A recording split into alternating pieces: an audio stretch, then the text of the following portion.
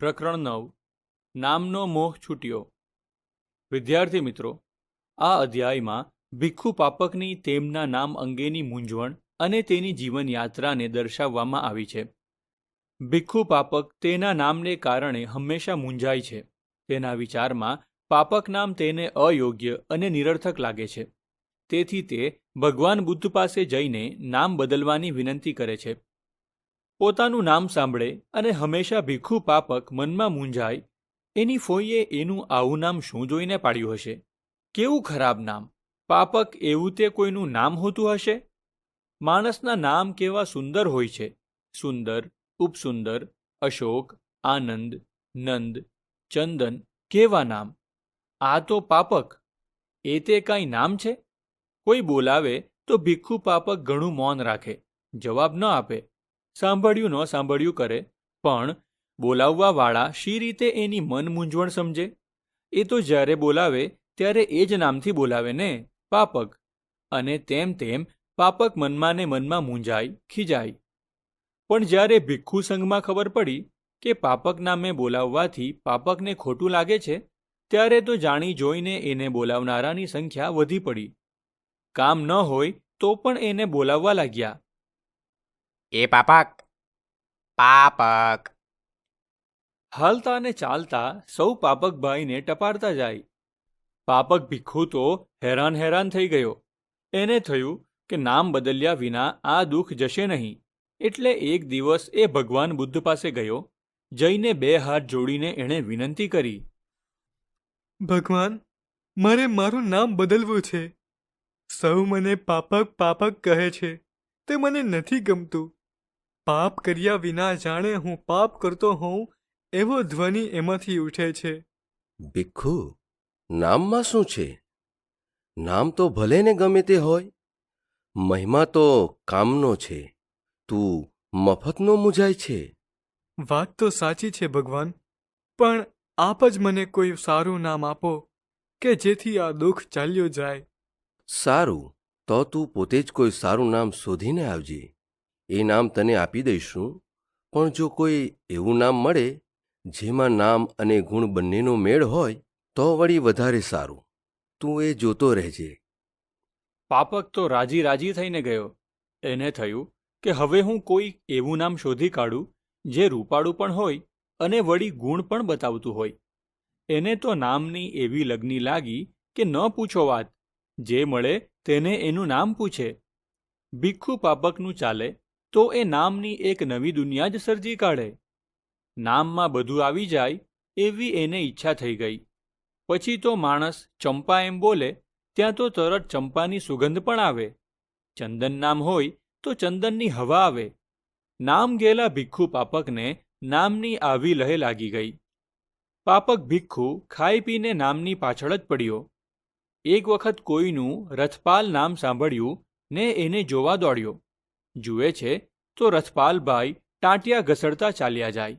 નામ રથપાલ એટલે કે રથ રાખવાવાળા, પણ પગમાં જુઓ તો પગરખાઈ ન મળે. બીજી વખત એને ધનપાલ મળી ગયો. નામ જુઓ તો ધનપાલ, પણ ભાઈની પાસે સિલકમાં ફૂટી બદામ પણ ન મળે. પેટનું પૂરું કરવા પોતે જ ઘેર ભીખ માંગે. આમ નામની સાથે ક્યાંય એણે ગુણનો મેળ જોયો નહીં. પણ પાપક હિંમત હાર્યો નહીં. એ તો ગામડે જ્યાં ઘૂમે ત્યાં નામ ભેગા કરે. એક ગામડે એ ગયો, ત્યાં એક સુંદર નામ એને મળી ગયું, જીવક.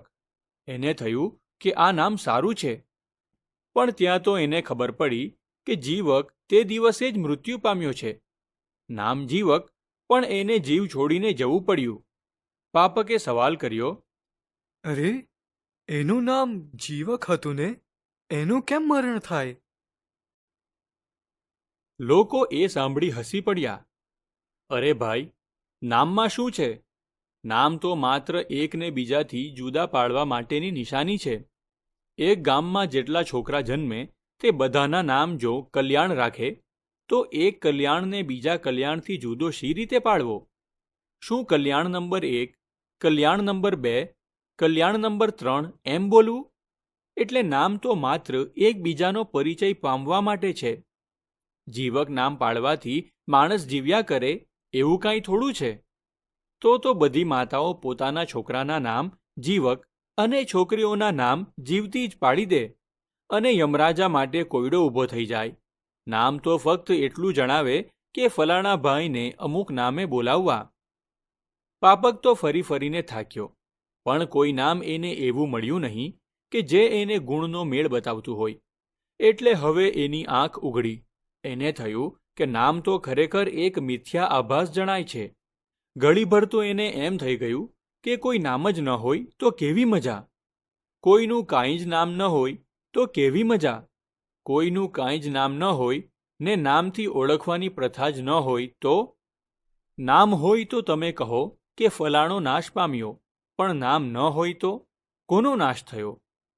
એમ ને એમ આ વિચારમાં ને વિચારમાં પાપક જ્ઞાનની સીડીએ ચડી જાત, પણ પછી બધા તરંગ મૂકીને એ પાછો ભગવાન બુદ્ધ પાસે ગયો.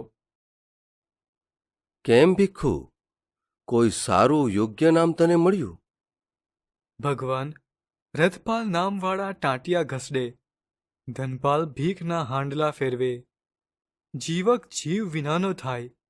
મારું નામ પાપક હોય તોય શું, ને બીજું હોય તોય શું, ને ન હોય તોય શું? કેવળ નામના અક્ષર ફેરવીએ શું થવાનું છે? નામની ખરી સિદ્ધિ તો કામમાં રહી છે. ત્યારે કહે, તું સમજ્યો ભિક્ષુ કે નામની સાચી સિદ્ધિ કામમાં રહી છે. ધનપાલ ભીખ માંગે, વિદ્યાપતિ કાળા અક્ષરને કુહાડે મારે, તો પાપકનું પાપક નામ શું ખોટું છે? પાપકનો નામનો મોહ આવી રીતે છૂટી ગયો.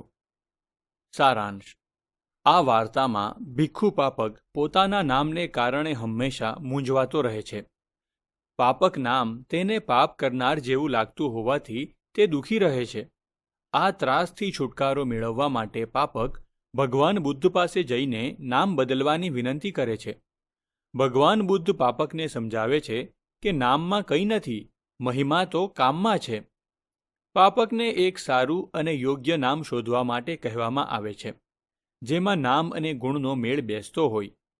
પાપકને રથપાલ, ધનપાલ અને જીવક જેવા નામો મળે છે, પણ દરેક નામના લોકો તેમના નામના ગુણોથી વિમુખ હતા. અંતે પાપકને સમજાય છે કે નામ માત્ર ઓળખ માટે છે, વ્યક્તિના કામ અને ગુણ જ મહત્વ ધરાવે છે.